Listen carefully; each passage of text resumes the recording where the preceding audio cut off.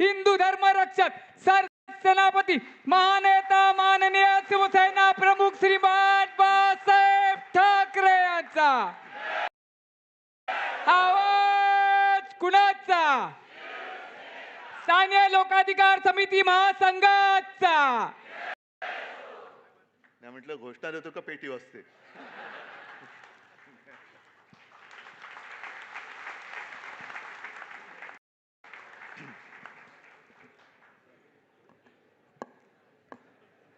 जमलेल्या माझ्या तमाम हिंदू बांधवांनो, भगिनींनो आणि माता,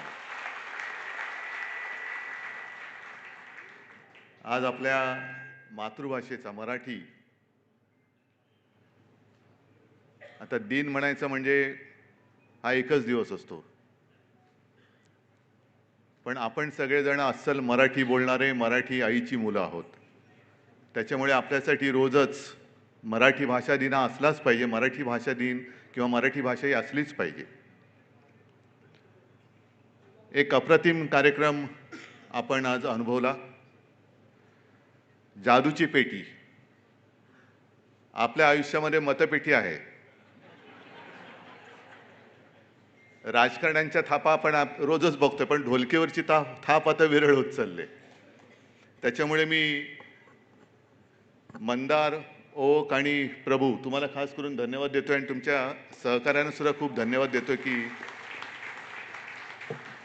शब्दा वाचून काय काय कळू शकतो. म्हणजे ते म्हणतात ना, शब्दा वाचून कळले सारे.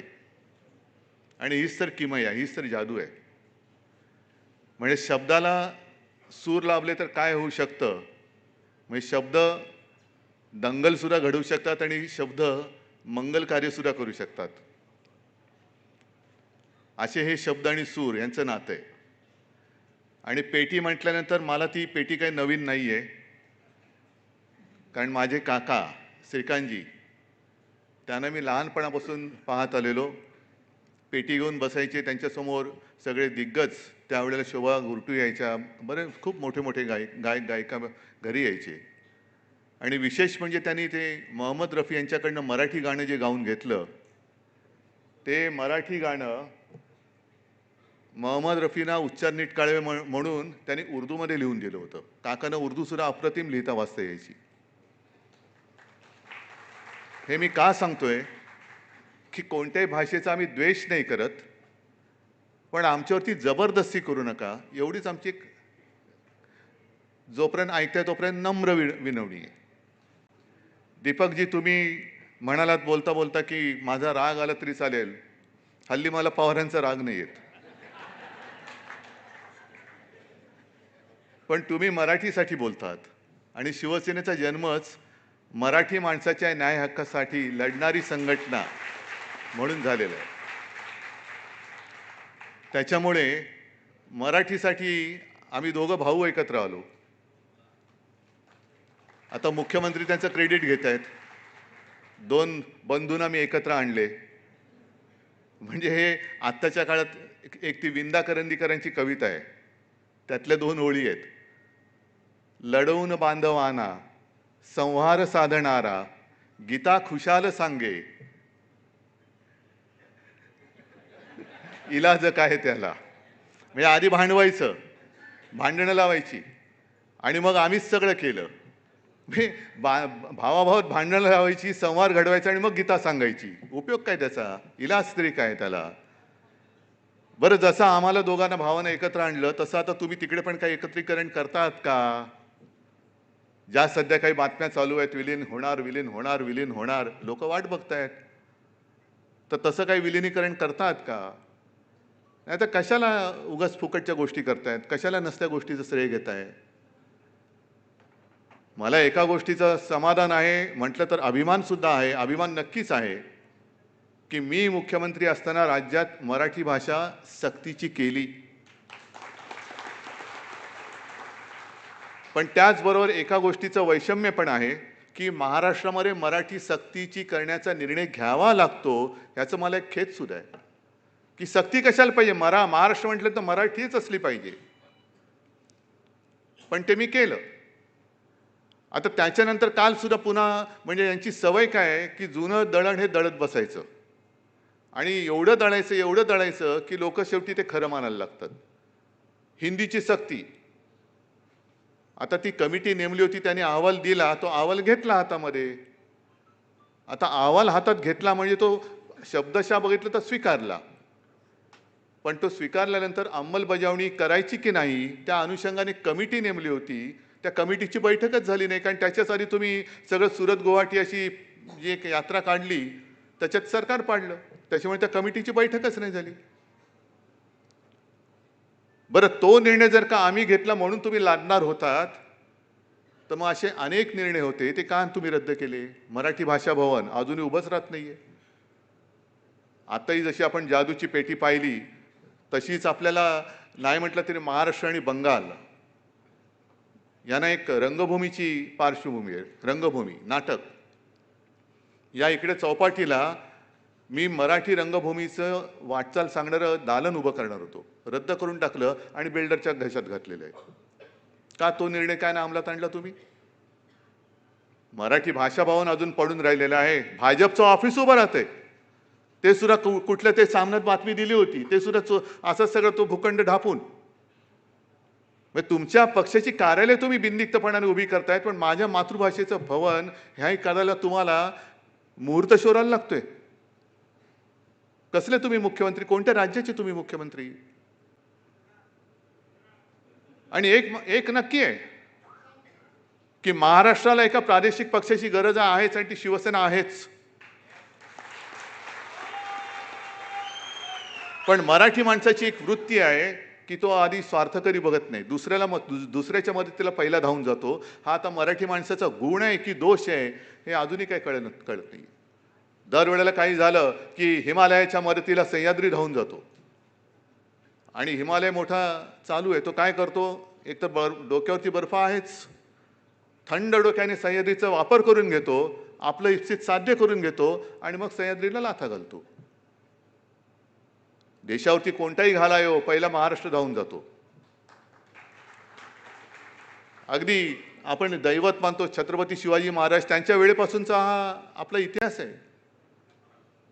बाकीच्यांसारखं नाहीये की स्वतःचं ठेवलं झाकून आणि दुसऱ्याचं पाहिलं वाकून. नाही, आपलं म्हणजे तानाजी जो होता ना, आधी लगेच कोंडाण्याचं, तसं दुसऱ्यावरचं संकट हे पहिलं त्याला तोंड देणं, त्याला मदत करणं, हा महाराष्ट्रावरचा संस्कार आहे. आता तो दोष म्हणून जर का कोण त्याचा दुरुपयोग करत असेल तर ते आपलं दुर्दैव आहे. पण आज परत खरंच गरज आहे. जसं बंगालमध्ये ममता उभ्या राहिलेल्या आहेत, संपूर्ण बंगाल त्यांच्या मागे, बंगाली माणूस त्यांच्या मागे, त्या एका महिलेच्या मागे उभा राहतो, आणि दिल्लीची हिंमत होत नाही तिकडे नजर वाकडी करून बघण्याचं. घुसते सरळ, ईडी आले, घुसते सरळ, फाईल घेऊन जाते, काय करताय करा जा. तामिळनाडूमध्ये सुद्धा तेच आहे. आम्हाला भाषेचा अभिमान जरूर आहे, पण आम्ही देश हा, हिंदुस्थान हा आमचा मानतोच ना, आमचाच आहे. आम्ही सगळे अनेकतातून एकता म्हणजे काय आहे नेमकं? भाषावर प्रांतरचना झाली ही काय आपण नाही केली? प्रत्येक भाषेला राज्य मिळालं, त्या राज्याला राजधानी मिळाली. तसं आम्हाला आमचा महाराष्ट्र आहे. महाराष्ट्रात आम्हाला सुखाने राहू द्या ना. तुम्ही तुमच्या घरात व्हा ना मोठे, आम्ही कुठे काय म्हणतोय. आमच्या घरात सुद्धा आल्यानंतर, तुम्ही घरात आल्यानंतर आम्ही मराठी माणूस इथला मालक आहे, तुम्ही आमच्या सोबत राहा, आम्ही कुठे नाही म्हणतोय. पण घरावरती मालकी सांगायला लागला, जसं आता तुम्ही म्हणालात गद्दार गेले आणि ते माझ्या पक्षावरती मालकी सांगायला लागले, तर मग सहन कसं करायचं? आणि भाजपचं जी एक नीती आहे, पहिल्यांदा प्रादेशिक जी काही संस्कृती आहे, भाषा आहे, संस्कार ते मारून टाकायचे, खतम करायचे, आणि मग त्यांचं सगळं वन नेशन वन इलेक्शन, म्हणजे एक नेता एक, ते पहिलं होतं ना, एक विधान एक निशाण एक प्रधान. आपल्याला सुद्धा वाटलं अरे वा चांगलं आहे, एक निशाण पाहिजेच, तो तिरंगा पाहिजे. भाजपचं फडकं नकोय आम्हाला, तिरंगा पाहिजे माझ्या भारत मातेचा, आपला देशाचा तिरंगा पाहिजे, तो आम्ही ध्वज मानतो. एक विधान म्हणजे आपलं संविधान, आणि एक प्रधान म्हणजे देशातून निवडून गेलेला प्रधान. आम्ही म्हणू तोच, अजिबात नाही, तो ना चालणार. आणि आता मला भीती वाटायला लागली की आता जनगण मन सुद्धा मारतील की काय, कारण त्याच्यामध्ये सगळे पंजाब, सिंध, गुजरात, मराठा, सगळ्या आपल्या प्रांताची एक एक उल्लेख आहेत, अभिमानाने उल्लेख केलेला आहे. हे आपलं राष्ट्रगीत आहे. म्हणजे प्रादेशिक अस्मिता मारून टाकायच्या, खतम करायच्या. त्याच्यावरती सगळं त्यांचं हिंदीकरण करायचं. अहो आत्ता तुम्ही पेटीवरती गाणी ऐकली, कितीतरी गाणी हिंदी आहेत ना, त्या महाराष्ट्राने डोक्यावर घेतली नाहीत. आणि ही हिंदी गाणी अजरामर केली कोणी? मंगेशकर घराणं आहे, लता मंगेशकर, आशाताई, सगळे ते घराणं आहे. त्याच्यानंतर अनेक संगीतकार आहेत जे मराठी आहेत. यांनी त्याला ज्या काही चाली लावल्या, त्यांनी त्याच्यामुळे देशभर नाही जगभर ती गाणी आजही गाजत आहेत. आणि अगदी नुसते त्याचे सूर जरी ऐकले तरी कळतं हे गाणं आहे. ही एवढी लोकप्रियता त्या गाण्यांना या महाराष्ट्राने मिळवून दिलीच ना. मग सगळं काही चांगलं चाललेलं आहे, तर दुधामध्ये तुमच्याकडे साखर टाकायला नसेल पण मीठ तरी टाकू नका ना. म्हणजे सगळे पक्ष खतम करून टाकायचे. म्हणून ह्यांना शिवसेना नको आहे, कारण शिवसेना आहे, अहो ती तुम्हाला पुरून उरणार आहे, तुम्ही त्याची चिंता करू नका. कारण त्यांना माहिती आहे की शिवसेना आहे तोपर्यंत महाराष्ट्रामध्ये मराठी माणूस ताठ मानेने उभा राहू शकतो. जे आम्हाला प्रश्न विचारतात शिवसेनेने मराठी माणसासाठी काय केलं, येऊन बघा ना, स्थानिक लोकाधिकार समितीने काय केलेलं आहे, अरविंद सावंत तिकडे बसलेत, भारतीय कामगार सेनेने काय केलेलं आहे. जर शिवसेना नसती, शिवसेना प्रणित स्थानिक लोकाधिकार समिती नसती, भारतीय कामगार सेना नसती, अशा अनेक सेना ज्या आहेत त्या जर का नसत्या तर मराठी माणसाची हालत आज त्याच्या घरामध्ये काय झाली असती. हा पहिला प्रश्न जे आपल्याला प्रश्न विचारतात त्यांना विचारा. आणि मग त्यांना विचारायचं, अरे गधड्या, तू मराठी माणसासाठी एकदा तरी रस्त्यावर उतरलास का? शिवसेना जे सातत्याने 60 वर्ष, यावर्षी 60 वर्ष होतील शिवसेनेला, अजूनही आपण आपला झेंडा सोडलेला नाही. नेता आमचा एकच आहे, दैवत सुद्धा एकच आहे, भाषा सुद्धा एकच आहे. आम्ही असे बदलाबदल करणारे नाही आहोत. पण सातत्याने गेली 60 वर्ष मराठीसाठी लढणारी शिवसेना, हिंदुत्वासाठी झटणारी शिवसेना, हे असं भाजपवाल्यांनी सांगावं मराठीसाठी किती वेळा ते रस्त्यावरती उतरले. आणि महाराष्ट्रामध्ये जमिनी बळकावण्यासाठी त्यांचे जे काही मित्र प्रयत्न करतायत त्यांच्यासाठी पोलीस कसे तुम्ही रस्त्यावरती उतरवतायत ते तुम्ही सांगा. चला होऊन जाऊ द्या, माझी तयारी आहे. आम्ही मराठी माणसासाठी काय केलं हे आम्ही सांगतो, आणि भाजप किती वेळा मराठी माणसासाठी रस्त्यावरती उतरला हे भाजपने सांगावं. नाही सांगू शकत. आणि पहिल्यांदा जे मी म्हटलं की हा आमचा स्वभाव आता दोष होत चाललेला आहे की दुसऱ्यासाठी पहिलं मदतीला धावून जायचं आहोतच, तो काय स्वभाव आमचा जात नाही. म्हणून शिवसेना आजपर्यंत जे काही समाजसेवा करत आली, कारण शिवसेना प्रमुखाने पहिल्यांदाच सांगितलं की 80% समाजसेवा आणि 20% राजकारण. मग ते रक्तदान असेल, कुठेही घातपात अपघात झाल्यानंतर ॲम्ब्युलन्स घेऊन धावणार कोण असेल तर तो शिवसैनिक आहे, तो शिवसैनिक आहे. आज हा मराठी भाषा दिन आम्ही साजरा करतोय. मी मागे सुद्धा बोललो होतो की आता नुसतं मराठीवरती काहीतरी आक्रमण होतंय, अरे दिमाखात साजरा केला पाहिजे. कोणाची हिंमत आहे बघू ना माझ्या मराठीला आडवं जाण्याची.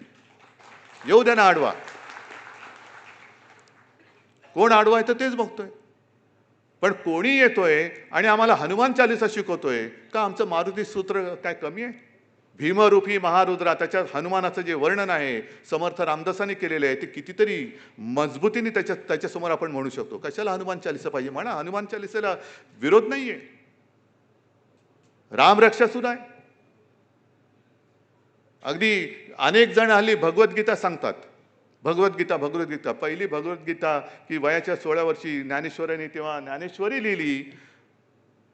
मग भगवद्गीता देण्यापेक्षा आपण एकमेकाला ज्ञानेश्वरी का द्यायची नाही? का द्यायची नाही ज्ञानेश्वरी? त्याच्यामध्ये जो काय अर्थ आहे तो आजपर्यंत अनेकांना समजला नाही. असा अर्थ त्या काळामध्ये त्या ज्ञानेश्वरांनी सांगून गेलेत आपल्याला. ती ज्ञानेश्वरी आजपासून आपण एकमेकाला दिली पाहिजे. भगवद्गीता ठेवा, पूजा करू तिची, पण ज्ञानेश्वरी द्या. अगदी मोदी आले तरी सुद्धा त्यांना ज्ञानेश्वरी द्या.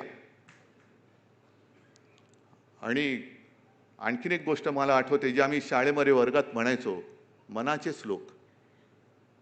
किती जणांना मनाचे श्लोक माहिती आहेत? आणि मनाचे श्लोक माहिती आहेत ना?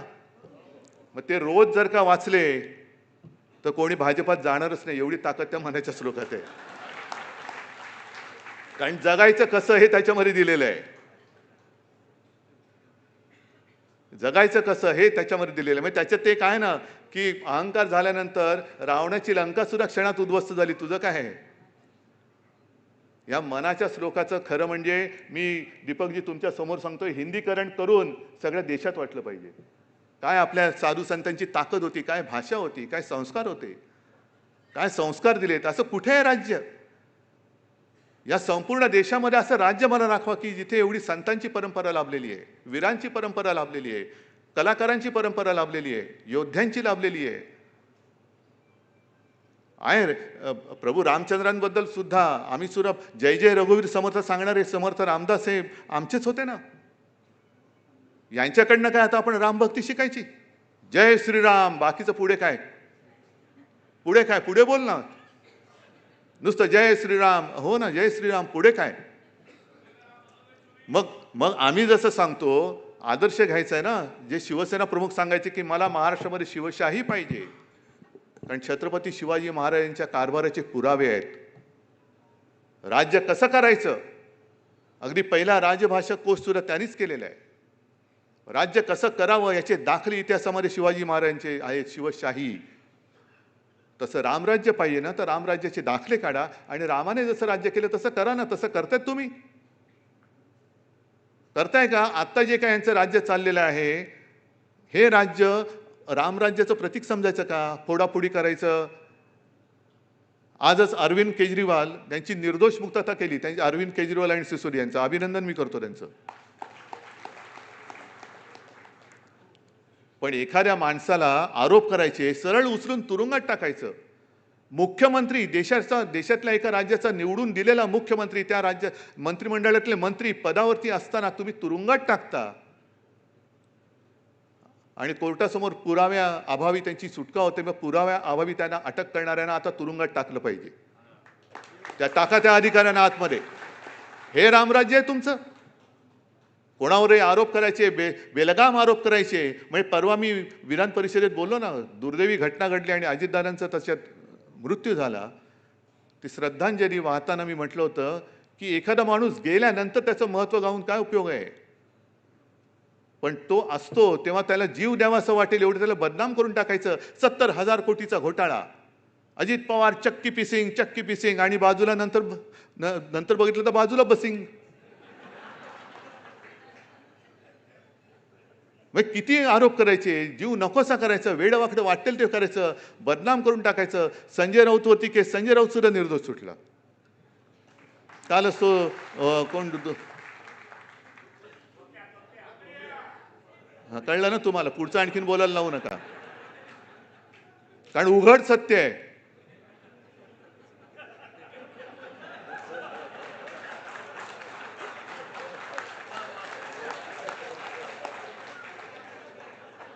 सत्य उघड झाल्यानंतर कोणाची काय त्याच्यासमोर चालत नाही. त्याच्यामुळे हे रामराज्य मी मानायला तयार नाही की एक तर तुरुंगात जा, नाही तर आमच्या पक्षात आहे. हे रामराज्य नाही. रामाने कधी असं नाही केलं. लढायचं तर समोर लढ ना. तू तरी राशील नाही तर मी तर, मी मागे बोललो होतो तसं लढ ना मैदानामध्ये. पण त्या ईव्हीएम सारखी ती जादूची पेटी वापरून आमच्यावरती कशाला विजय मिळवतोय? ही ती त्यांची जादूची पेटी आहे. पण आज मला एका गोष्टीचं आणखीन नक्कीच समाधान आहे की मुंबईमध्ये मराठी माणसाने आपली ताकद नक्की दाखवली.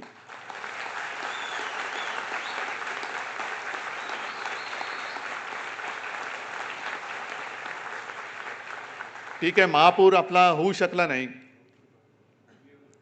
पण म्हणून काय परत होणार नाही असं नाही. परत मुंबई आपल्याकडेच येणार, नक्की येणार. आणि महाराष्ट्र सुद्धा येणार. हळूहळू लोकांच्या डोळ्यावरची पट्टी जशी बाजूला होईल तसे सगळे लोक त्यांना सोडून पुन्हा चांगल्या मार्गावरनं चालायला लागतील. आता ठीक आहे, ते म्हणतात ना, असतील शीते तर जमतील भूते. तशी भूतं गोळा करता येत करू द्या.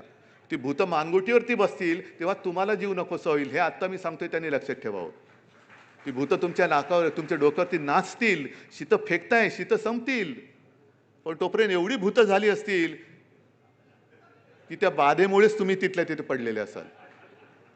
असं जास्त आणखीन काही लांबवण्यासारखं काही माझं प्रयोजन नाही आहे. तुम्ही एवढे सगळेजण आपल्या मराठी, आपल्या मातृभाषेसाठी एकवटलात मी अनिल, अरविंद, तुम्हाला सगळ्यांना, सगळ्या महासंघाच्या आणि भारतीय कामगार सेनेच्या सगळ्या कार्यकर्त्यांना, नेत्यांना खास धन्यवाद देतो की त्यांनी शिवसेना प्रमुखांनी आखून दिलेला जो मार्ग आहे आणि मराठी माणसाच्या न्याय हक्कासाठी लढणारी शिवसेना ही आपली ओळख कायम ठेवलेली आहे. म्हणून तुम्हाला मी खास धन्यवाद देतो. आणि यावर्षी 60 वर्ष होत आहेत. असेच आणखीन 60 करत शिवसेना अशीच पुढे जात राहील अशी ईश्वरचरणी प्रार्थना करतो, विनंती करतो. सगळ्यांना शुभेच्छा देतो. जय हिंद, जय महाराष्ट्र. धन्यवाद साहेब. आमदार मिलिंद नार्वेकर यांचा सत्कार राहिलेला आहे. कृपया. मी आभार प्रदर्शनासाठी